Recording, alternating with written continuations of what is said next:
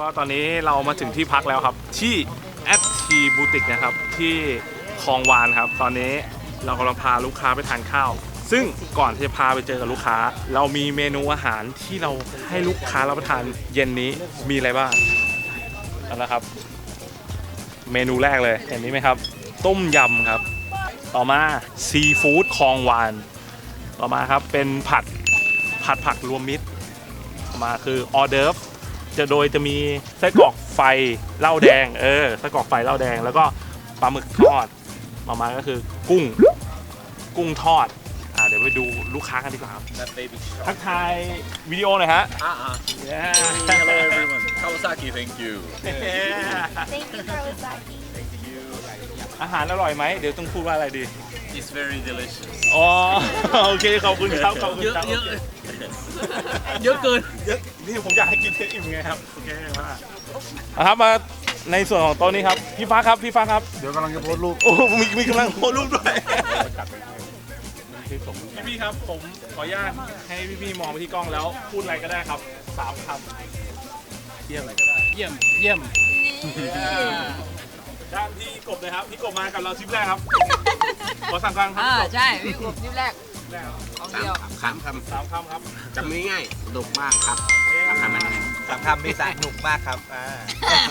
วัยรุ่นมากเลยนะ ดีครับ พี่เก่ง ดีครับ พี่เก่งดีมากครับ พี่วิเชียนครับอันนี้ อร่อย ทริปที่3ครับพี่วิเชียนที่ไปกับผมเนาะ อยากมีอีก ปีละ3 ครั้ง พี่นฤทธิ์เลยครับพี่นฤทธิ์หน่อยพี่นฤทธิ์ ดีแล้ว เยี่ยมเลย โอเคพี่คิมครับพี่คิม ของผมครับ คุ้มสุดๆปิดท้ายด้วย รุ่นใหญ่พี่ฟ้าครับรุ่นใหญ่ของเราครับ แม้จะขาดพี่เปิ้ลไปแต่เรามีพี่ฟ้าครับนี่ อะไรนะ ขอ3 คำครับพี่ ผมไม่ผิดศีลนะมาอีกนะ โอเคถูกไหมครับขอกลุ่มหนึ่งครับกลุ่มหนึ่งกรุ๊ป one on two โอเค two กรุ๊ป 2ครับกรุ๊ป 2ขอมือหน่อยครับโอเคเอาครับก็ตอนนี้คะแนนมีเท่ากัน10เท่ากันเห็นที่ซ้ายมือขวามือของตัวเองไหมครับมีแก้วน้ำอยู่ไหมครับมีอยู่ไหมให้ตัวเองให้มือของตัวเองจับไว้ที่แก้วของตัวเองครับใครดื่มน้ำหมดไวกว่าครับเอาคนนั้นได้รางวัลไปเลยครับเห็นไหมผมบอกแล้วคนนี้ได้ก่อนครับเพราะเขาหมดอยู่แล้วนี่คือดวงของคนได้ก็นี่คือรางวัลปลอบใจเนาะอยากให้ทุกคนเล่นด้วยกันรู้จักกันให้เฉย แค่เกมแรกก็จบแล้ว รางวัลปลอบใจครับมาโอเคครับขึ้นเร็วเหรอโอเค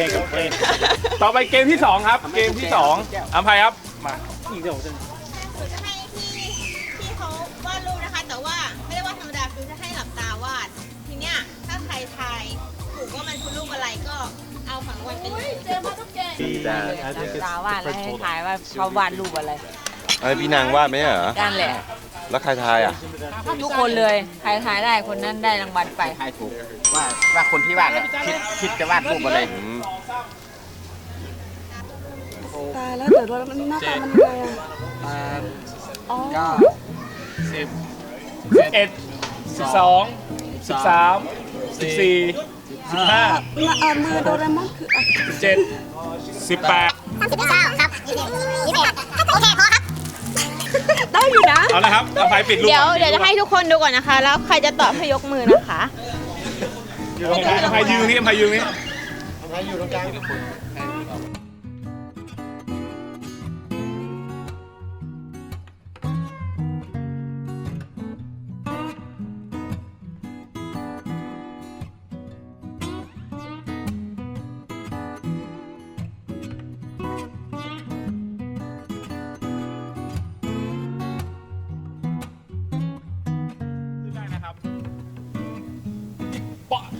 ยังครับยังโอเคครับ1 2 2นี่ครับ1 2ปล่อยมือนี่ครับ โดเรมอน ถูกต้องครับ มาเลยนะคะ เดี๋ยววันนี้ไป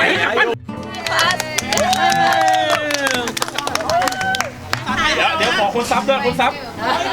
เดี๋ยวบอกกติกาหน่อย กติกาก็คืออันนี้เลยค่ะ โอ้ย ใครทำตั้งขึ้นได้ก่อนนะคะ โ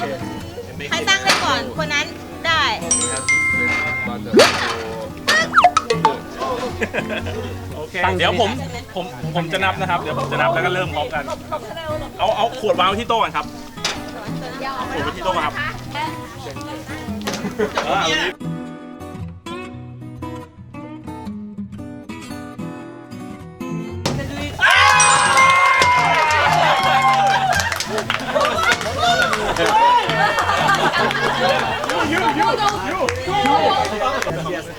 Take photographs.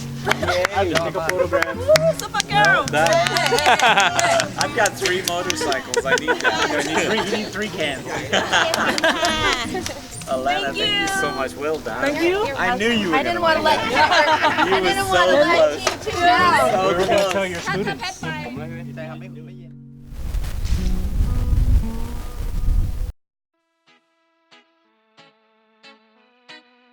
ว่ามันต้องเข้าในเมือง ใช่ครับวนเข้าไปในเมืองปกติแล้วนะครับไม่มีอะไรหรอก ไม่มีอะไรหรอก ไม่มีเนาะ ส่วนใหญ่ไปกันแล้วด้วย จะได้ไปรีแลกซ์กันตรงนู้นซื้อของฝากกลับบ้านกันเนาะก็ก่อนที่จะไปพันสุขเดี๋ยวเราแวะกันที่ศาลหลักเมืองนิดนึงไปถ่ายรูปตรงนั้นนะครับนั่นคือจุดโลเคชั่นก็มาถึงประจวบแล้วต้องถ่าย ครับ เนาะโอเคนั้นตามนี้นะครับน่าจะถึงบ้านวันนี้ได้ประมาณไม่เกิน5 โมงเย็นแน่นอนครับโอเคครับ ไม่เป็นไรถ้าใครรีบก็ไปก่อน โอเคครับ คนที่ฝากกระเป๋าหมดสิทธิ์ครับ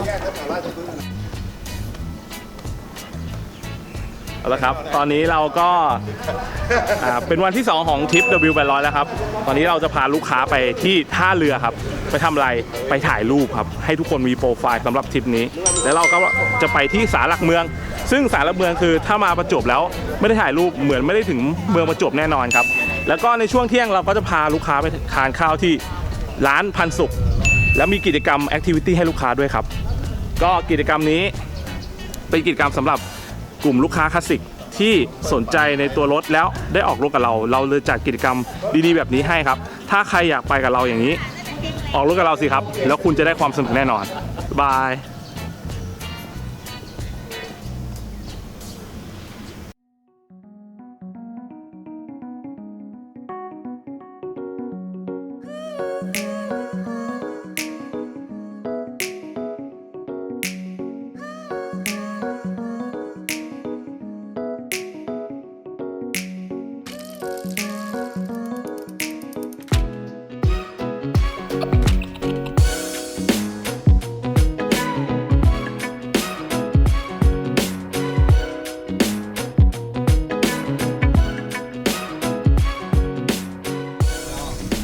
ตรงนั้นเปียกอะน้องเขากำลังจับภาพอยู่ ผมไม่เอานะน้องเก็บนี่ตั้ง30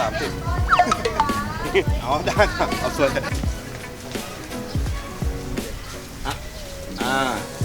หนึ่งหันมาแล้วหนึ่งสองอีกทีครับ1 2โอเค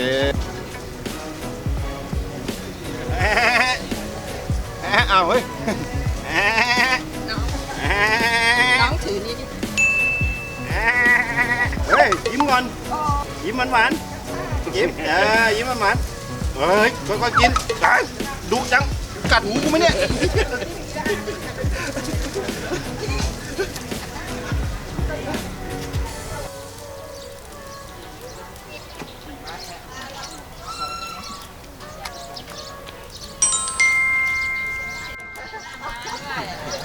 อ๋อนี่มาต้นเหตุตรงผมหน้าม้าใช่ไหมเป็นม้าต้องตัดหน้าม้าพี่ทั้งวันตอมตาแล้วปัดเฮ้ย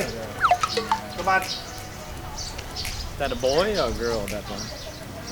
ตัวผู้ตัวเมียครับเนี่ยตัวผู้ตัวเมียครับ